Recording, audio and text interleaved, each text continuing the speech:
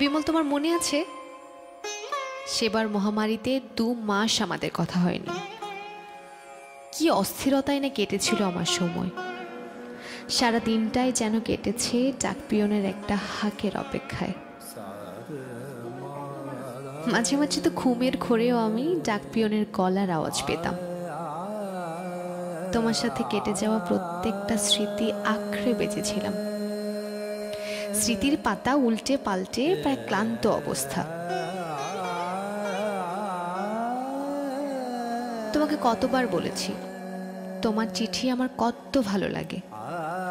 বিমল, একটা চিঠি লিখো না। শক্ত হলেও সত্যি, তোমার দেয়া গোলাপ আর বকুলের শুকনো পাপড়ি ছাড়া যত্ন করে রাখার মতন কোনো কিছুই আমার কাছে ছিল না।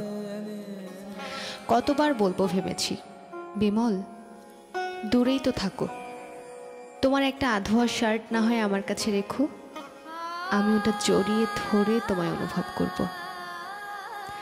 কথাটা যতবার বলবো ভেবেছি, কোনো এক অজানা শক্তি ঠোঁট আটকে দিয়েছে জড়তা হয়ে। কথা না বলতে পারার সে কি দমফাটা যন্ত্রণা সেদিন অনুভব করেছিলাম। কি অসহ্য সে অনুভূতি। আচ্ছা, তোমার কি হয়েছিল কখনো এক চিলতে আমায় অনুভব করা অনুভূতি?